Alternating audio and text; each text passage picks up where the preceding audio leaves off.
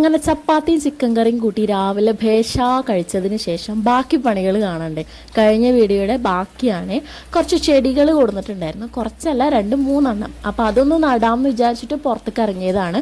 മഴ ചെറുതായിട്ട് വലുതായിട്ട് പെയ്തുകൊണ്ടിരിക്കുന്നുണ്ട്, പക്ഷെ നമുക്കതൊന്നൊരു വിഷയമല്ല, നമ്മൾ ആസ്വദിക്കുന്നതിൻ്റെ ആളാണ്. ആകെ കുറച്ച് ചെടി ഇപ്പം നമ്മുടെ വീട്ടിലുള്ളൂ, പക്ഷെ മഴയൊക്കെ നനഞ്ഞപ്പോൾ എന്ത് ഭംഗി അവരെ കാണാൻ. എനിക്കാണെങ്കിൽ കണ്ടിട്ടും മതിയാവുന്നില്ല, വീഡിയോ എടുത്തിട്ടാണെങ്കിൽ അതിനേക്കാളും മതിയാവുന്നില്ല. മഴക്കാലമായ ഇതുപോലെ കുറച്ച് പ്രാന്തുള്ള ആരെയൊക്കെ ഉണ്ടാവാതെ ഇരിക്കില്ലല്ലോ. എപ്പോഴും മഴ നനഞ്ഞ് കുളിക്കണം എന്നൊന്നുമില്ല, പക്ഷെ ഇതുപോലെ അങ്ങ് പ്രകൃതി ആസ്വദിക്കാൻ ഭയങ്കര ഇഷ്ടമാണ്. ആദുട്ടി ഉറങ്ങാണ്, ആച്ചില് പിന്നെ അകത്ത് എന്തൊക്കെയോ ബിസിയാണ്, അതായത് എന്തോ കളിക്കുകയാണ്.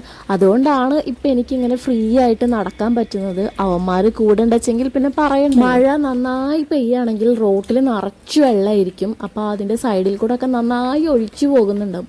അതാണ് ഞാൻ അവിടെ പോയി നോക്കി നിൽക്കുന്നത്. അങ്ങനെ കുറച്ച് അലഞ്ഞു തിരിഞ്ഞതിന് ശേഷം ഇനി നമുക്ക് നെയ്ച്ചോറ് ഉണ്ടാക്കാം. രാവിലെ ഉണ്ടാക്കിയ ചിക്കൻ കറി ഉണ്ട്, അപ്പൊ അതിന് കൂട്ടായിട്ട് ഒരു നെയ്ച്ചോറ്. കുക്കറിലാണ് ഞാൻ നെയ്ച്ചോറ് വെക്കുന്നത്, പക്ഷെ ആദ്യമായിട്ടാണ് കേട്ടോ. എൻ്റെ ഉമ്മ നല്ല അടിപൊളിയായിട്ട് കുക്കറിൽ നെയ്ച്ചോറ് വെക്കും, അപ്പൊ അതൊന്ന് ഫോളോ ചെയ്ത് വെച്ച് നോക്കാം എന്ന് വിചാരിച്ചിട്ടാണ്. നെയ്ച്ചോറായ കാരണം എനിക്കൊരു പേടിയുണ്ടായിരുന്നു, കാരണം വെള്ളത്തിന്റെ അളവ് കൂടുകയോ കുറയോ എങ്ങാനും ചെയ്താൽ എന്തെങ്കിലുമൊക്കെ പറ്റുമല്ലോ. പക്ഷേ ഇതേണ്ട ഈ കാണുന്ന മൊഞ്ചി കഴിക്കുമ്പോഴും ഉണ്ടായിരുന്നു. ഇപ്പൊ തോന്നാണേ നെയ്ച്ചോറ് ഉണ്ടാക്കാൻ ഇത്ര എളുപ്പമായിരുന്നു. ഇത്രയൊക്കെ ആയ സ്ഥിതിക്ക് അടുത്ത് നമുക്ക് ബീഫ് ബിരിയാണി പിടിക്കാം.